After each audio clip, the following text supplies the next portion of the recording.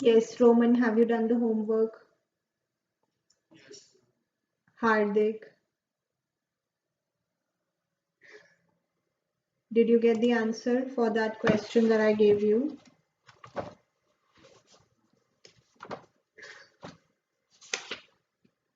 Question number was 65. Now, I would like to tell you something here. आपने चाहे कर भी लिया फिर भी मैं आपको एक बार बताऊंगी. Concept. यहाँ पे लिखा है all debtors are good. इसका क्या मतलब है? इसका ये मतलब है कि हमें प्रोविजन की जरूरत नहीं है. मतलब all debtors are good. Every debtor would pay us money, so we do not require provision for doubtful debts. तो हम प्रोविजन को कर सकते हैं खत्म. यस, तो लाइबिलिटी को खत्म कर दो. अच्छी बात. अच्छी बात मतलब रीवैल्यूएशन में क्रेडिट साइड. तो आई होप आपने ऐसे ही किया था इसको. Yes, okay. One more thing I would like to tell you. Creditors are to be paid 1000 more. I think आपने इसको ठीक से किया होगा. ये बुरी बात है, क्रेडिटर्स को 1000 और देने हैं. यस, अच्छा, जर्नल एंट्रीज भी पास कर ली थी ठीक से. I will still send you one answer on the group so that you can just check it.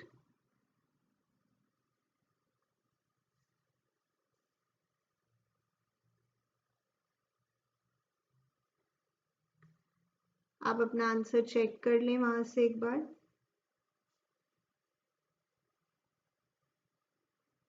Okay, और इसी क्वेश्चन में आप कह रहे हैं कि न्यू रेशो निकाल के एक बार बताएं. तो मैं न्यू रेशो बता रही हूँ.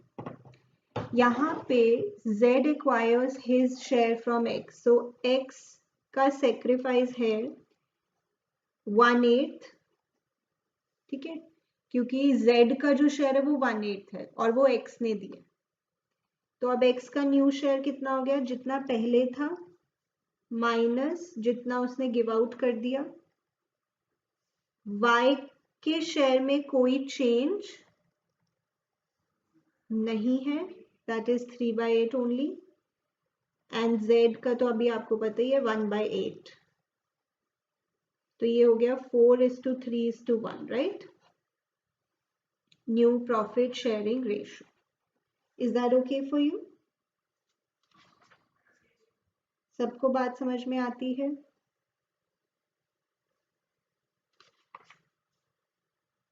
बोलो. ओके, चलिए अब हम आगे चलते हैं.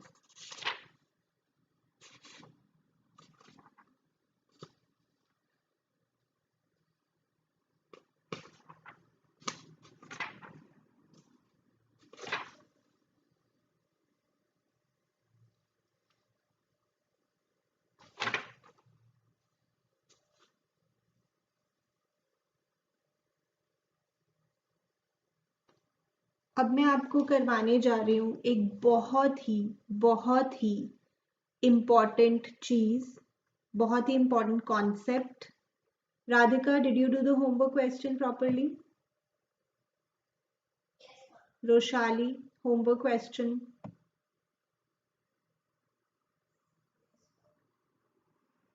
कोई डाउट है तो आप पूछ सकते हैं.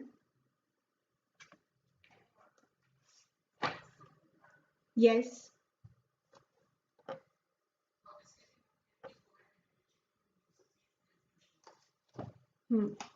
Yes, Roman, were you saying something?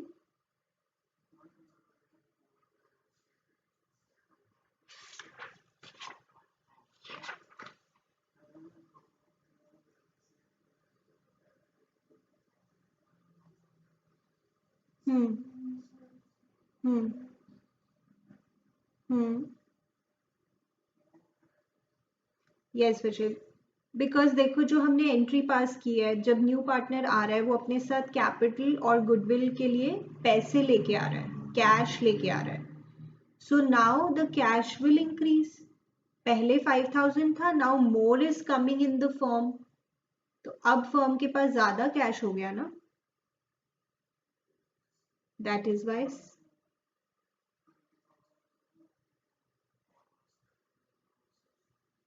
Okay, I understood your question, what you are trying to say. जैसे आप ये कह रहे हैं, सपोज यही क्वेश्चन है, bank account debit to Z's capital 20 और प्रीमियम फॉर गुडविल 12. तो ये टोटल 32,000 और कैश आ रहा है फॉर्म में, और ये प्रीमियम फॉर गुडविल हमने फिर दे दिया है एक्स को, क्योंकि एक्स कर रहा है sacrifice. Now you ask me a question कि हमने, वैसे मैं समझ गई हूँ आपका क्वेश्चन, बट एक बार फिर बोलो.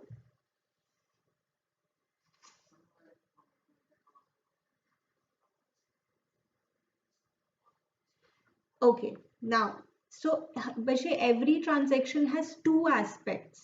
आपने उसको कैपिटल में शो किया, दैट्स फाइन, बट कैश भी तो आया है. जैसे क्लास 11 में जब हम अकाउंटिंग इक्वेशन में करते थे, जब कैपिटल आती थी बिजनेस में, तो हम कैश में प्लस करते थे और कैपिटल में प्लस करते थे, रिमेंबर. तो every transaction has two aspects. एक यहां तो गया, ठीक है, अंडरस्टूड, बट कैश भी तो आया. यस. एनीथिंग एल्स, मतलब इसी से रिलेटेड कुछ और आपके मन में है तो आप पूछ सकते हैं. ओके, चलो.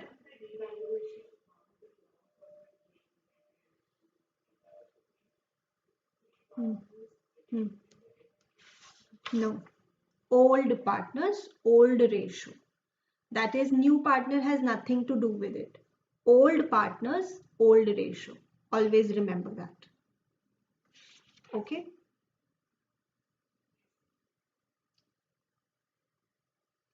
चलिए, सो मैं आपको बताई थी कि मैं आपको एक करवाने जा रही हूँ बहुत ही बहुत ही बहुत ही इंपॉर्टेंट चीज़. मुझे लगता है कि शायद अब आप उस लेवल पे पहुंच गए हैं जहाँ पे मैं वो आपको करवा सकती हूँ. भी मुझे 100% श्योर नहीं है कि आप उस लेवल पे पहुंचे या नहीं. अगर आपने होमवर्क अच्छे से किया है तो yes, you are at that level where in I can discuss about that topic. So I am going to start with very important concept that is called adjustment of capital. Adjustment of capital. Now मेरी बात ध्यान से सुने बच्चे. So adjustment of capital is the topic का नाम. इसके 3 cases हैं.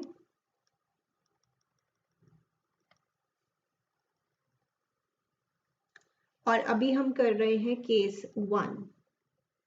हेडिंग देंगे adjustment of capital case 1.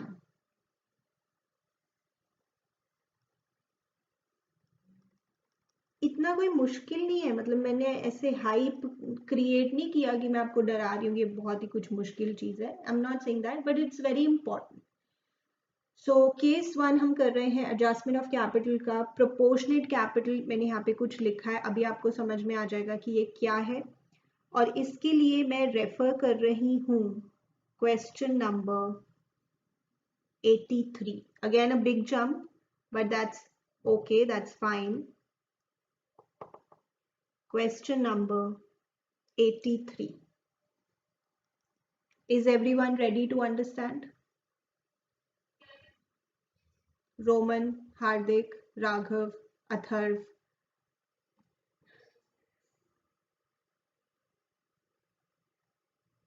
Raghav, Tarun, Tarun,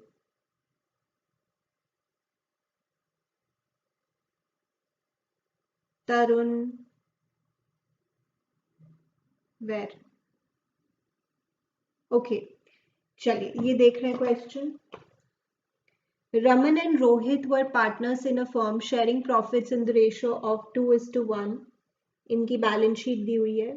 पहले मैं उन चीज़ों के आगे डॉट लगा लेती हूँ जो थोड़ी स्पेशल होती है, like here workman compensation fund. On the above date, Saloni was admitted into the partnership firm.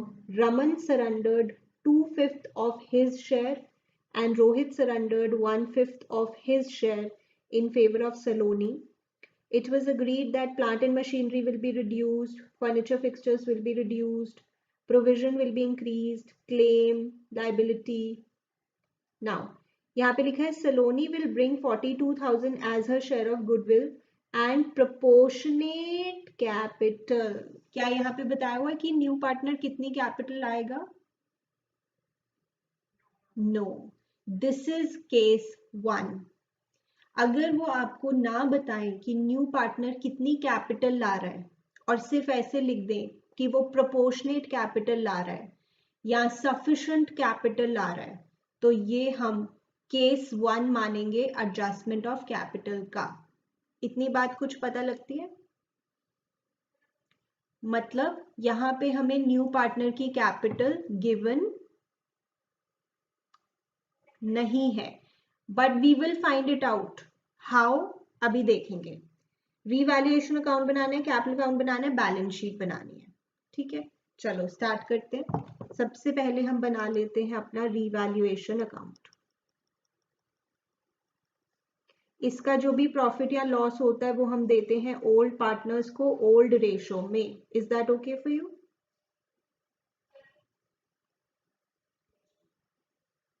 ध्यान से समझेंगे. ओके, सो सबसे पहले लिखा है plant and machinery will be reduced by 35,000. तो प्लांट एंड मशीनरी की वैल्यू आप कम कर दीजिए 35,000 से. बाय का मतलब इतने से. And furniture and fixtures will be reduced to. There is a difference between by and to. पहले फर्नीचर एंड फिक्सचर था 65,000 और अब हो गया है 58,500. तो कितने से फर्नीचर एंड फिक्सचर्स की वैल्यू कम हो रही है?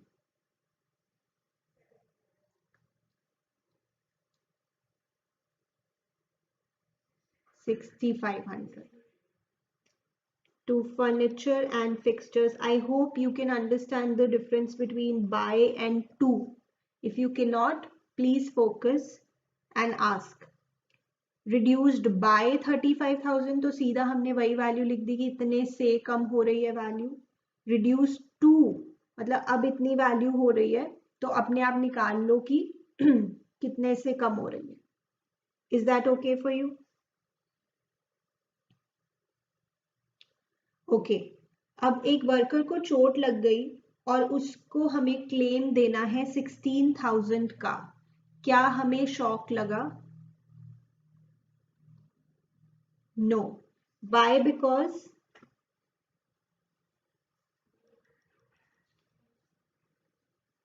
तो 40,000 के रिजर्व में से 16,000 का क्लेम कवर अप हो जाएगा और कितने का बच जाएगा? 24,000. इस ये रह जाएगा व्हाट? इतने का रिजर्व रह जाएगा फ्री. तो इसे हम कर देंगे ओल्ड पार्टनर्स ओल्ड रेशो. ठीक है, पर हमें 16,000 से शॉक नहीं लगा, so I am not going to show 16,000 in the revaluation account. Then a liability of 2,500 included in creditors is not likely to arise. हमें लग रहा है कि कोई 2,500 का क्रेडिटर है और वो पैसे लेने नहीं आएगा. अच्छी बात और बुरी बात? अच्छी बात. अच्छा हो गया, हमें नहीं देना है पैसे. सो दिस इज 2,500. ठीक है, that is it. One point is missed. Yes, correct. Second point. Provision for bad and doubtful debts will be increased by 3,000. मतलब हमें provision बढ़ाना है 3,000 से.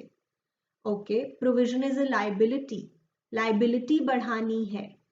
अच्छी बात और बुरी बात? बुरी बात. तो provision for bad and doubtful debts 3,000 से, because the word they have used is by. 3,000 से बढ़ा दीजिए.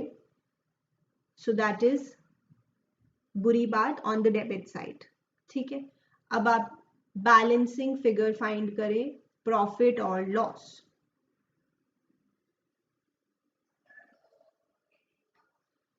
Is everyone getting loss of 42,000?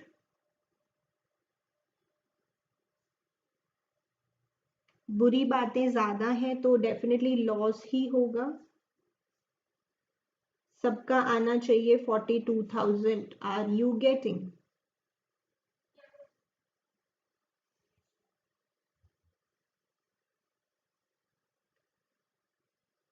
Old ratio में देना है 2:1, तो कितना कितना देंगे? Is that okay for everyone?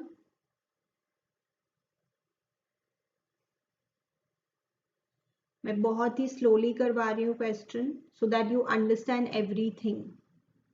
आपको कहीं पे भी कोई डाउट है you can ask.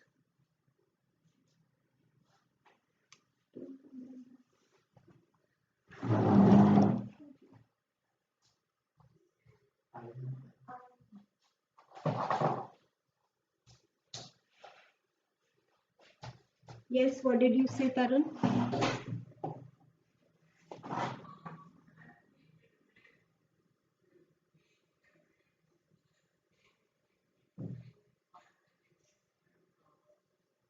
Yes.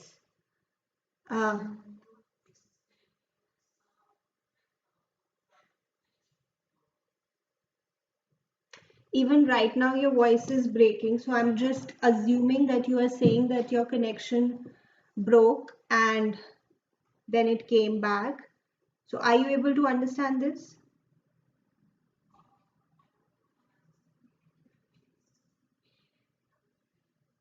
Okay, explain again. Okay. So अभी तक विषय हमने सिर्फ revaluation ही बनाया इस question में. I have not discussed anything more than that. So plant and machinery की value 35,000 से कम हो रही है. Furniture की value अब 58,500 हो रही है. So the value of furniture is getting reduced by 6,500. Provision हमें increase करना है 3,000 से, तो liability increase हो रही है. Creditors को पैसे नहीं देने, so that is अच्छी बात. Now you're saying how is this sum different? I have not talked about anything. सिर्फ मैंने एक चीज बोली कि यहाँ पे हमें न्यू पार्टनर की कैपिटल नहीं गिवन है और उन्होंने लिखा है कि वो प्रोपोर्शनेट कैपिटल लेकर आएगा. So that is the only point that I have mentioned कि हमें न्यू पार्टनर की कैपिटल नहीं दी और लिखा है कि वो प्रोपोर्शनेट कैपिटल लेके आएगा. ठीक है, चलिए रीवैल्यूएशन सबको क्लियर हो गया? बोलो. ओके, तो ऐसे जो दो एंट्रीज मैंने अपने मन में बसाई हुई है ना, जो मतलब हमें करनी है हमेशा हर क्वेश्चन में, तो वो एक बार मैं आपको करके बताती हूँ. क्या इस क्वेश्चन में शॉर्टकट लग जाएगा कि ओल्ड रेशो ही सेक्रीफाइसिंग है? What do you think? No, because यहाँ बताया हुआ है कि कुछ की कौन किसको कितना शेयर दे रहा है ले रहा है, तो we can not apply the shortcut. So here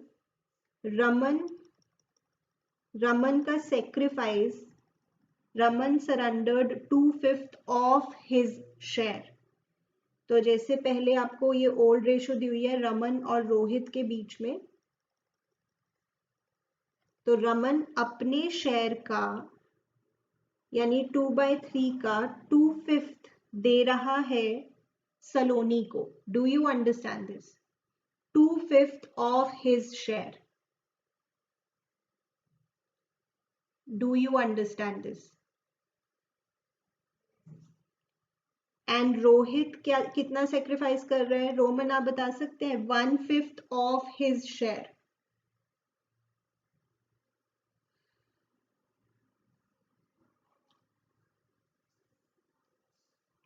minus नहीं, मल्टीप्लाई. 1/5 of his share. वो तो पहले मतलब चाहे 1/3 पहले लिख दो चाहे 1/5, उससे तो फर्क नहीं पड़ेगा, but 1/5 of his share. Do you understand? Everyone should be clear with this. Simply. Yes, अगर यहाँ पे फ्रॉम दिया तो बस मैं लिख दूंगी इसका सेक्रीफाइस 2/5, इसका सेक्रीफाइस 1/5। यस सारा, राघव, राधिका, रोशाली। तो ये है बच्चे sacrificing ratio. I will get the sacrificing ratio like this because ये सेक्रीफाइस है और सेक्रीफाइस की ratio would be sacrificing ratio. Okay, so 4/15 is to 1/15. So what is the sacrificing ratio?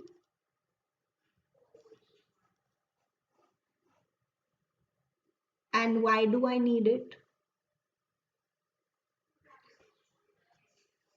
Yes. अच्छा, अब इस क्वेश्चन में बताओ कैश दिया हुआ या bank in the balance sheet? So I will give preference to bank to pass those entries जो मैंने अपने मन में बसाई हुई हैं. To Saloni's capital. Do I know her capital? Do I know it? No, I don't know. That is the unique thing about this question कि हमें न्यू पार्टनर की कैपिटल ही नहीं पता, बट वो कुछ ना कुछ कैपिटल तो ला रहा है. उन्होंने हिंट दिया है कि वो प्रोपोर्शनेट कैपिटल ला रहा है, but how much is that we don't know as of now. To premium for goodwill, do I know this? Yes, how much? Yes. And जो मेरी अगली एंट्री होती है उसमें मैं इस प्रीमियम फॉर गुडविल को करती हूँ डिस्ट्रीब्यूट इन सेक्रीफाइसिंग रेशो. तो 42,000 को आप करें डिस्ट्रीब्यूट रमन और रोहित के बीच में.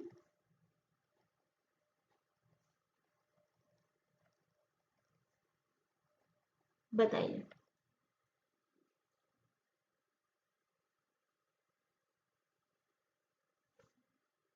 How much?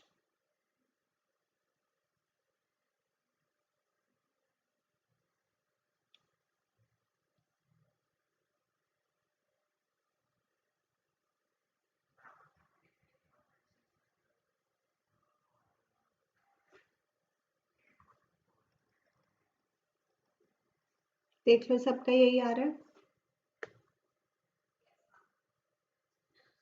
Everyone getting this? Okay.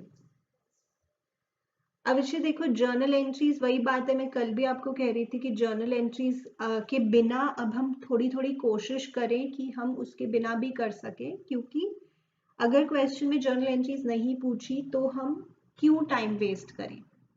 But मुझे लगता है अभी शायद वो लेवल आया नहीं है कि मैं बिना जर्नल एंट्रीज के आपको करा दूं और आप समझ जाएं. तो may be in another 1 or 2 days we'll be at that level. तो अभी मैं कर रही हूँ पास जर्नल एंट्रीज, वो वाली जर्नल एंट्रीज जहाँ पे कैपिटल अकाउंट में कुछ फर्क पड़ता है. So can you tell me the journal entry for this loss? ये वाली एंट्री बोल के बताएंगे.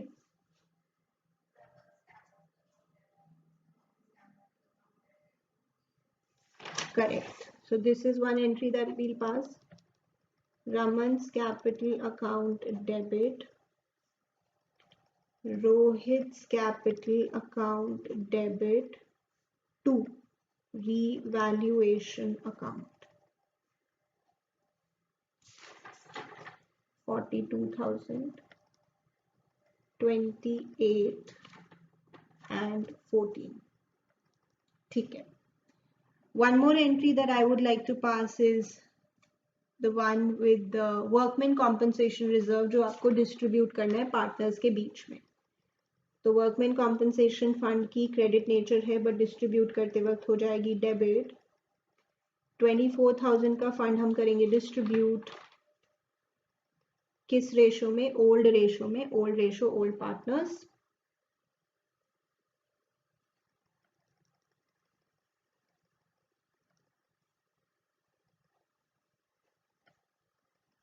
कितना कितना आएगा बताइए.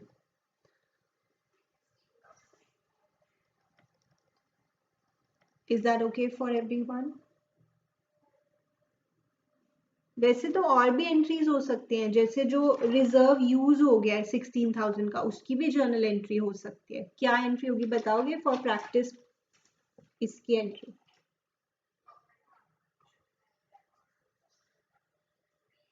यस, वर्कमैन कॉम्पनसेशन फंड या workman compensation reserve account debit to workman compensation claim account. Reserve use हो रहा है और एक लाइबिलिटी क्रिएट हो रही है, बट मैं वो पास नहीं कर रही क्योंकि उससे कैपिटल अकाउंट पे कोई फर्क नहीं पड़ रहा, और ये तो सिर्फ मेरा वर्किंग नोट है। मैं सिर्फ वो एंट्रीज पास कर रही हूँ जिससे कैपिटल अकाउंट पे फर्क पड़ रहा है, so that it becomes easier for me to pass those entries. Yes, I mean to make the capital account. तो ये सारी एंट्रीज नहीं है, ये सिर्फ वो एंट्रीज है जहां पे जो मुझे कैपिटल अकाउंट के लिए चाहिए। Do you understand? Right, so now we are going to prepare partners capital account.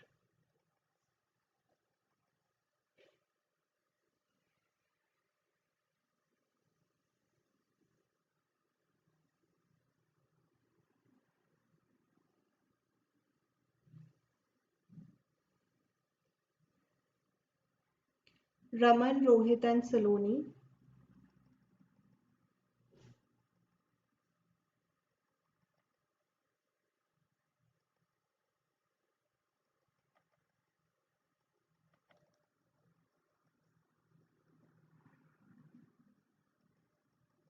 और यहाँ पे आपको पता है ना कि हमें न्यू पार्टनर की क्या नहीं पता, अभी तक हमें नहीं पता, but we will find it out. Okay, सबसे पहले like always we write balance BD here, 1,40,000 and 1 lakh. ठीक है, अब सारी एंट्रीज जो मुझे दिख रही है मैं पास कर देती हूँ। यहाँ पे ना there is this value which I want to find out. जैसे सलोनीज कैपिटल अकाउंट क्रेडिट पे है, क्रेडिट पे आ जाओ। अमाउंट तो पता नहीं है, लिख दो ऑपोजिट चीज। डू यू नो ये वाला जो मैं लिख रही हूँ, is it okay for you? यहां से, but I don't know the amount, that's fine. Then Raman और रोहित क्रेडिट पे है, क्रेडिट पे आ जाओ। अमाउंट लिख दो जो रमन और रोहित के आगे है, पर्टिकुलर्स में ऑपोजिट चीज, ऑपोजिट में है प्रीमियम फॉर गुडविल तो लिख दो premium for goodwill. Then Raman और रोहित डेबिट पे है, डेबिट पे आ जाओ। अमाउंट लिख दो जो उनके आगे है, पर्टिकुलर्स में ऑपोजिट चीज, ऑपोजिट में रिवैल्यूएशन है तो लिख दो। Is that okay? Okay, Raman और रोहित क्रेडिट पे हैं, वर्कमैन कॉम्पनसेशन फंड वाली एंट्री, क्रेडिट पे आ जाओ, लिख दो ऑपोजिट चीज। तो मैंने सारी आइटम्स लिख दी हैं जितनी हमें अभी तक पता थी। क्या आपको इतनी बात समझ में आती है?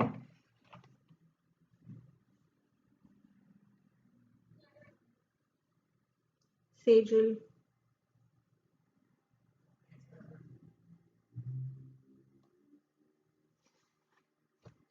ओके, यहां तक करें। अभी हमें एक वैल्यू पता ही नहीं है, फिर भी हम चलते जा रहे हैं। Yes, that is the way to do it. एक अमाउंट पता ना होते हुए भी हम इसको करते जा रहे हैं क्वेश्चन को। यहां तक कुछ भी डाउट है तो आप पूछ सकते हैं।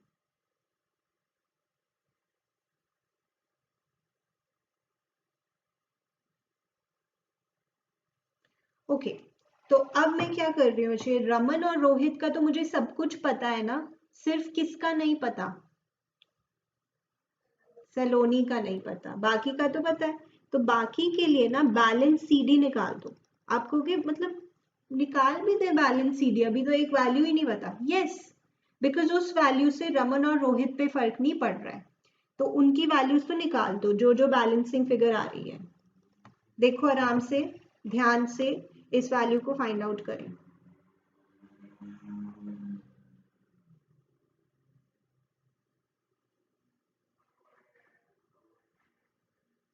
यस, तो ये दोनों वैल्यूज आ गई, 1,61,600 एंड 1,02,400।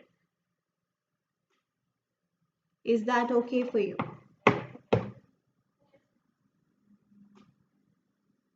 Everyone,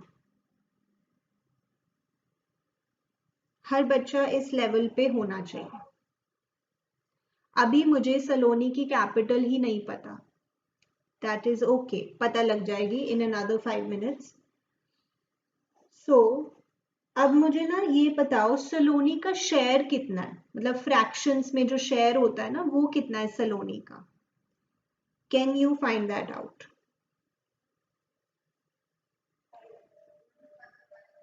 very good. तो जो रमन ने सेक्रीफाइस किया है 4/15 प्लस जो रोहित ने सेक्रीफाइस किया है 1/15, वो मिल रहा है सलोनी को, तो यू कैन से सलोनी का शेयर है 1/3। Saloni's share is 1/3। इसमें कोई दिक्कत किसी को? Radhika, Atharva, is it okay? Okay. Now अब अगर सलोनी का शेयर 1/3 है तो बाकी पार्टनर्स का कितना होगा? Simply yes.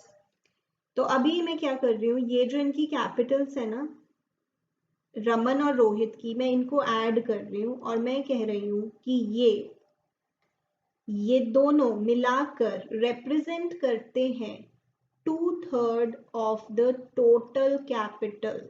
ये रिप्रेजेंट करते हैं 2/3 of the total capital of the firm. ये 2/3 कैसे आया फिर से सुन लो। सलोनी का शेयर 1/3 है, तो पूरी चपाती में से 1/3 हटा दो तो 2/3 होगा इन दोनों का। यस और नो? तो अब इन दोनों को ऐड करो।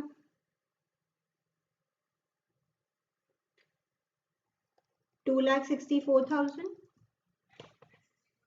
This represents 2/3, I'm writing that again, 2/3 of the total capital of the firm. अब इनको क्रॉस मल्टीप्लाई करो तो आपके पास आ जाएगी total capital of the firm कितनी?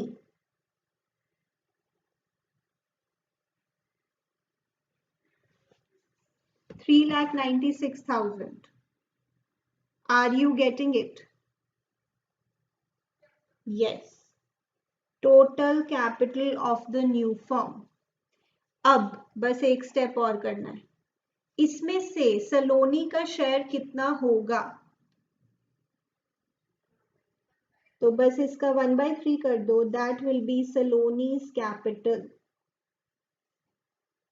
How much?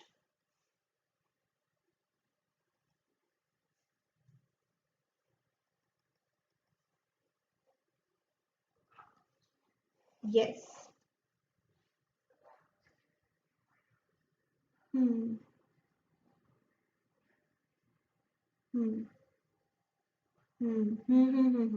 या आप कह रहे हैं यहीं पे मतलब 1/3 कर दो और 3 कैंसिल हो जाएगा। Yes, that's also fine, that's a short way which is actually good. थोड़ी प्रैक्टिस हो जाएगी तो वैसे ही कर दो, थोड़ा टाइम भी सेव होगा। बट क्योंकि हम पहली बार कर रहे हैं अभी, तो मैं पूरा आपको डिटेल में बता रही हूँ, राइट?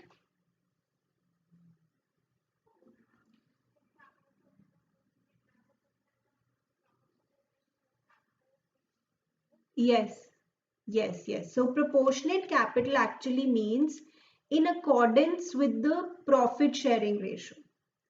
कि बाकी लोग अगर अपने 2/3 शेयर के लिए इतनी कैपिटल ला रहे हैं या उनके 2/3 शेयर के लिए इतनी कैपिटल बनती है, तो इसकी 1/3 के लिए कितनी बनती होगी। यानी कहीं ना कहीं हम कैपिटल्स को उनके प्रॉफिट शेयर से रिलेट कर रहे हैं, right? This is the meaning of proportionate capital. So this is a very interesting question और ये important भी है। तो यहाँ पर आपको कैसे पता लगेगा कि ये केस 1 है? It's very easy. आपको न्यू पार्टनर की कैपिटल नहीं दी होगी और वो कुछ बोलेंगे कि वो प्रोपोर्शनेट कैपिटल ला रहा है या फिर सफिशिएंट कैपिटल ला रहा है, और फिर आप इस तरह से प्रोसीड करेंगे क्वेश्चन में। नाउ आपको सलोनी की कैपिटल पता लग गई।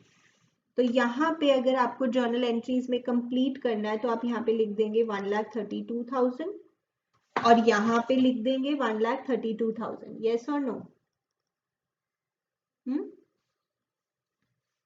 और फिर आप इसका सीडी भी निकाल देंगे 1,32,000। बताओ, बात समझ में आती है?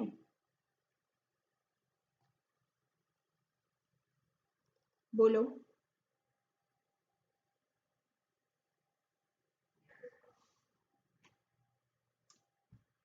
तो देखो हमने क्या किया, हमें न्यू पार्टनर की कैपिटल नहीं पता थी, तो हमने अपना पूरा क्वेश्चन नॉर्मली कर लिया।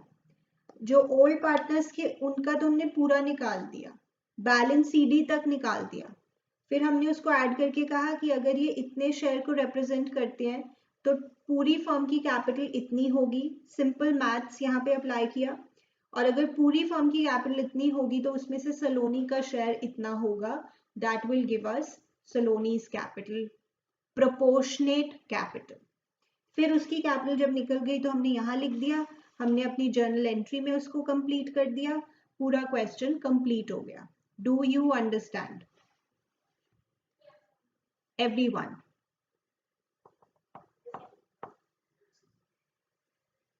तो अच्छा, ये चीज पिछले 2 साल के बच्चों को नहीं सिखाई गई। इनफैक्ट एक्चुअली हमने तो ये कर लिया था क्लास में, बट ये जो नोटिफिकेशन थी सीबीएसई की वो लेट आई थी, तो हमने वैसे क्लास में कर लिया था, बट क्योंकि पेपर में नहीं आ रहा था तो बच्चों ने रिवाइज तो किया नहीं।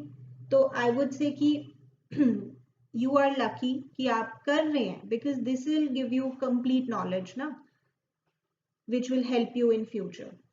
सो यहां तक बात समझ में आती है? Now we are going to prepare the final thing, balance sheet.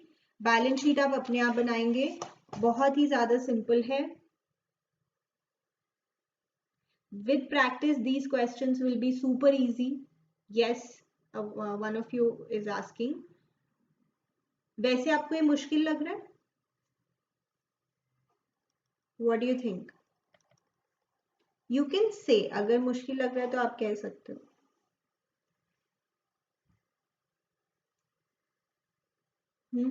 कैसा लग रहा है ये टॉपिक?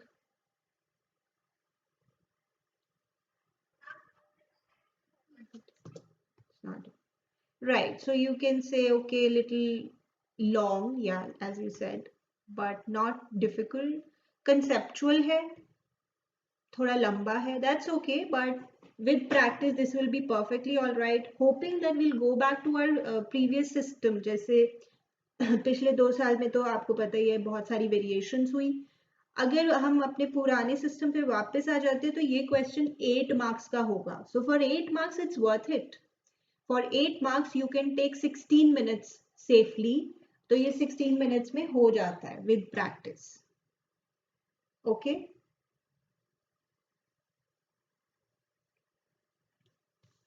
चलो अब बैलेंस शीट अपने आप बनाओ। ओके ओके, एक बच्चे ने पूछा कि अगर इस क्वेश्चन में जर्नल एंट्रीज पास करनी होती तो हम और कौन सी एंट्रीज पास करते? यस, तो एक तो इसे हम वो वाली कर देते जो मैं बोल रही थी आपको, workman compensation reserve to workman compensation claim, जो कि था कितना, 16,000। एक ये कर देते entry pass, that's it, mainly तो यही है। और फिर ये वाली कर देते, revaluation account debit to plant and machinery to furniture and fixtures to provision for bad and doubtful debts, और फिर ये वाली कर देते क्रेडिटर्स टू रीवैल्यूएशन, राइट? अगर हमें एंट्रीज यहाँ पे सारी दिखानी होती तो ये सब दिखाती। चलो, I am waiting for you now to complete the balance sheet.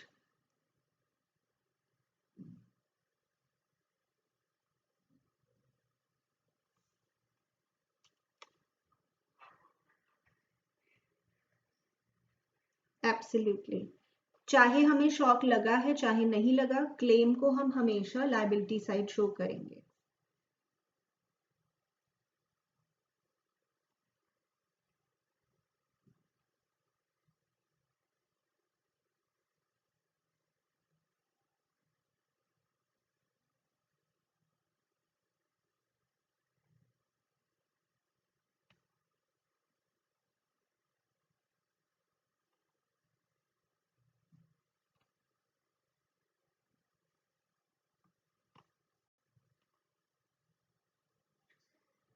Yes.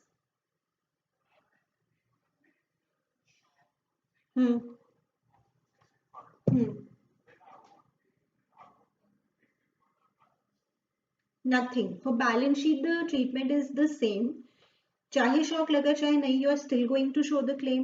The only difference would be in revaluation account. अगर शॉक लगा है तो you are going to show that in revaluation account, और रीवैल्यूएशन से अपने आप उसका effect profit या लॉस पे आ जाएगा, और वो प्रॉफिट या लॉस कैपिटल अकाउंट में चला गया तो अपने आप उसका इफेक्ट कैपिटल अकाउंट में आ गया, और कैपिटल्स जो बैलेंस सीडी है उसमें आ गया, अपने आप उसका इफेक्ट बैलेंस शीट में आ गया।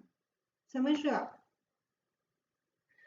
तो एज सच हमें कुछ अलग ट्रीटमेंट नहीं करना है बैलेंस शीट में, पर उससे हम अगर शॉक लगा तो रीवैल्यूएशन में दिखाएंगे, right?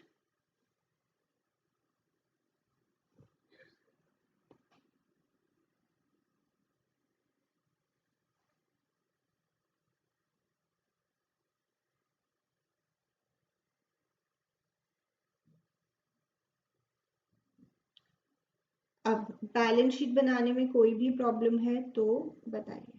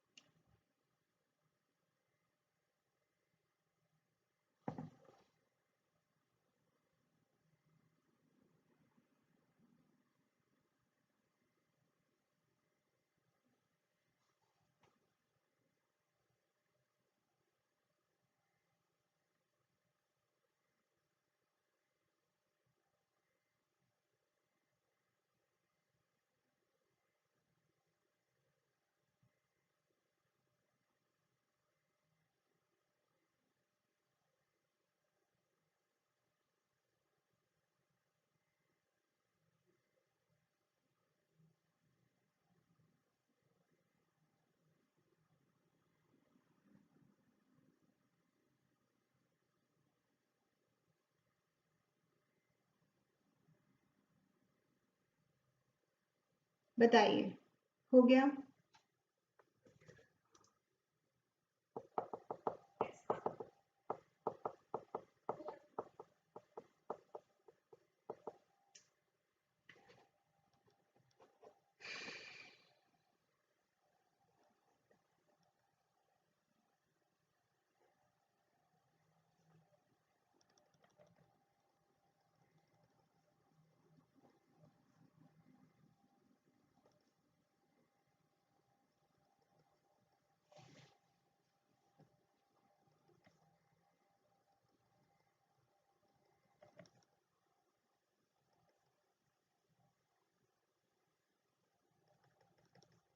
रोशाली, Radhika, are you able to prepare?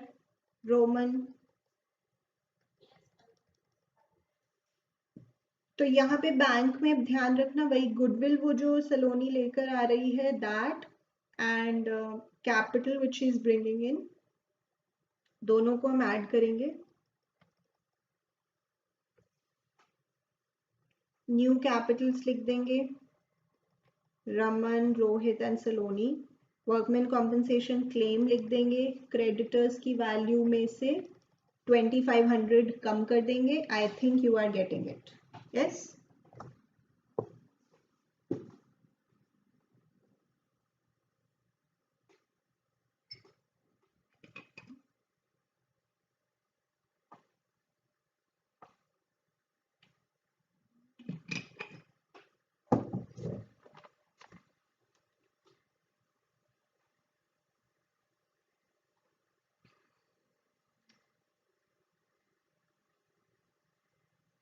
बोलो, आगे बढ़ सकते हैं?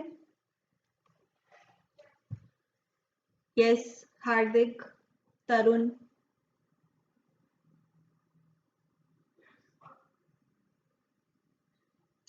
ओके, सो वैसे अब 84th क्वेश्चन आपका होमवर्क होगा, बट इसमें एक बस छोटा सा पॉइंट मैं आपके साथ डिस्कस करूंगी और बाकी क्वेश्चन आप खुद से करेंगे, और वो छोटा सा पॉइंट भी एक्चुअली आपको आता है, फिर भी मैं एक बार डिस्कस कर रही हूँ, दैट इज क्वेश्चन नंबर 84 में देखो, एक तो न्यू प्रॉफिट शेयरिंग रेशो दी हुई है, तो क्या ओल्ड रेशो ही सेक्रीफाइसिंग रेशो हो जाएगी? तो यहाँ पे आप सेक्रीफाइसिंग रेशो निकाल लेना, ठीक है। Market value of investments was 36,000। पहले इन्वेस्टमेंट्स की वैल्यू कितनी थी? अब हो गई है 36। तो और क्या workman, sorry not workman, investment fluctuation reserve है? बस फिर तो शॉक लगेगा ही लगेगा। अगर मेरी इन्वेस्टमेंट्स की वैल्यू कम हो रही है और इन्वेस्टमेंट फ्लक्चुएशन रिजर्व नहीं है तो शॉक लगेगा, उसको आप रीवैल में दिखा दीजिएगा। यहाँ पे लिखा है O will bring proportionate capital, इससे आपको समझ में आ जाता है कि ये कौन सा केस है, case 1 of adjustment of capital. बस बहुत ही सिंपल है, कर लेंगे आप अपने आप। This is going to be a homework, बहुत अच्छे से सिंसियरली इसे कीजिएगा, क्योंकि अगर आपने ये कर लिया मतलब आपका केस 1 पक्का हो जाएगा। कर लेंगे इसे एवरीवन?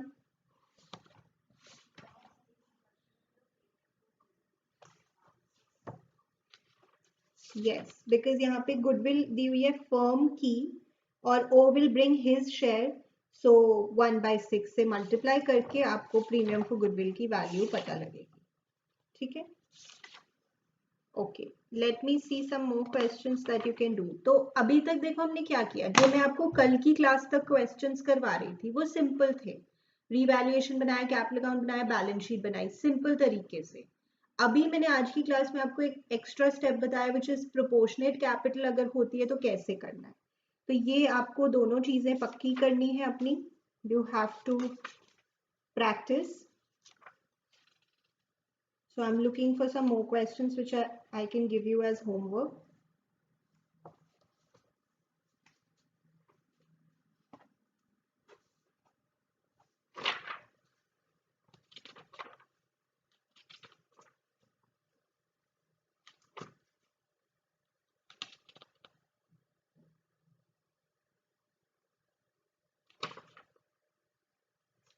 ओके, क्वेश्चन नंबर 68 देखेंगे, ये भी मैं आपको होमवर्क में दूंगी, सिर्फ एक पॉइंट डिस्कस करूंगी। क्वेश्चन 68 यहाँ पे देखो, मार्केट वैल्यू ऑफ इन्वेस्टमेंट कितनी हो गई है बच्चे, बोलो? 50,000। और पहले कितनी थी इन्वेस्टमेंट्स की वैल्यू बैलेंस शीट में?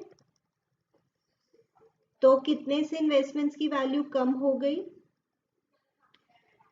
फंड कितने का है या इन्वेस्टमेंट फ्लक्चुएशन रिजर्व कितने का है? तो क्या आपको शॉक लगा? शॉक नहीं लगा, क्योंकि रिजर्व से कवर अप हो जाएगा। तो रिजर्व 10,000 का तो यूज हो जाएगा to cover up the shock, yes और नो? और बाकी 2,000 का रह जाएगा, जिसे आप कर देंगे पार्टनर्स के बीच में distribute, old ratio old partners, ठीक है, ये ध्यान रखना। ये हो गई एक बात, this is point number 3। Then point number 4, यहां तक नोट करना है तो कर लो, this is going to be your homework, ठीक है। No, so in this case we do not show the claim because there is no liability as such, but what we'll do instead is कि जो investment की value हम show करेंगे on the asset side, that will be the new value, that is the effect, which is 50,000। तो इस मतलब IFR के case में हम कोई क्लेम नहीं शो करते, क्योंकि क्लेम तो होता ही नहीं। What do we do in place of that is कि हम इन्वेस्टमेंट्स की रिड्यूस्ड वैल्यू को शो करते हैं, yes? Okay, fourth part of the question. A debtor whose dues of 18,000 were written off as bad debts paid 12,000 in full settlement. तो इसका मतलब है कि कोई 18,000 का बैड डेट हुआ था पहले कभी, अब उसने 12,000 हमें दे दिए हैं। अच्छा, तो बच्चे अच्छी बात या बुरी बात, what do you think?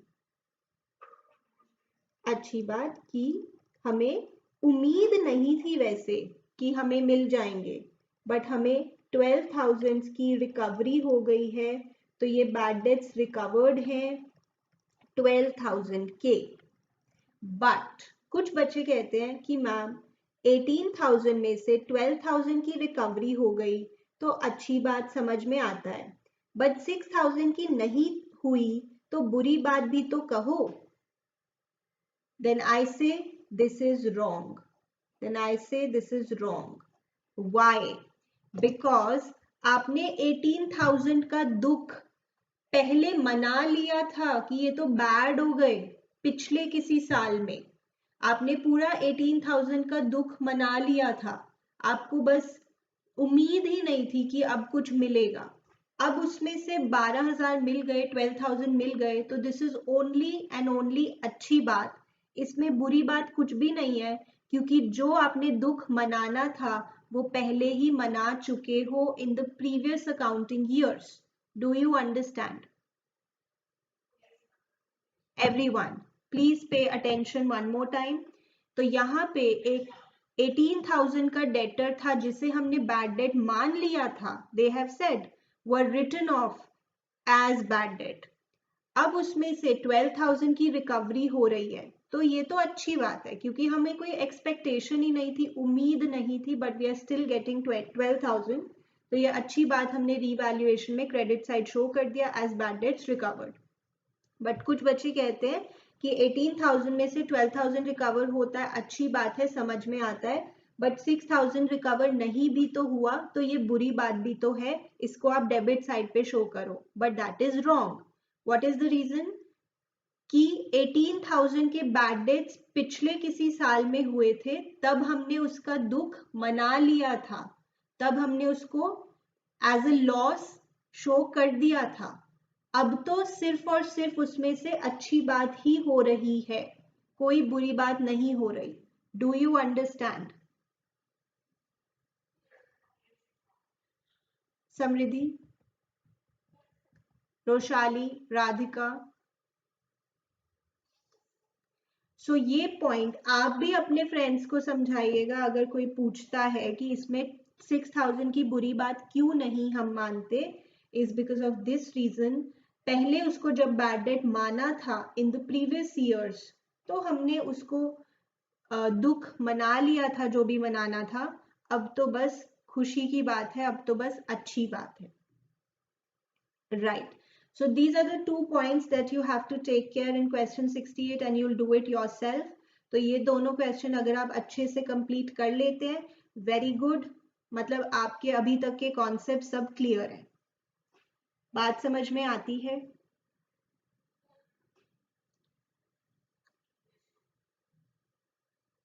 Okay, हाँ जी,